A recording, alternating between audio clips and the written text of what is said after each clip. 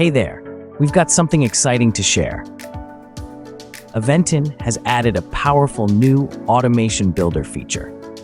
This means you can now set up automated email notifications to keep your participants informed with ease.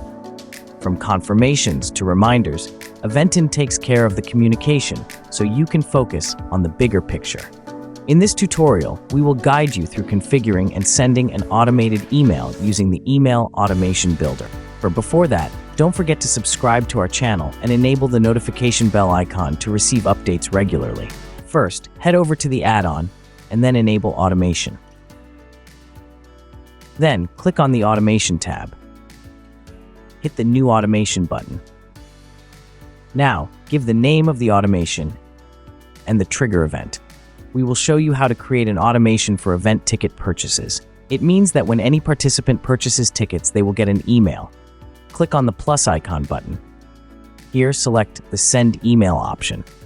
Then, choose the receiver type, email address, subject line, and email body. Hit Save once everything is done. After that, activate the automation and hit Save. Now, if a user purchases your event tickets, they will get the confirmation email. That's how you can configure and send automated emails to your event participants using the Email Automation Builder in Eventin. Cool, isn't it?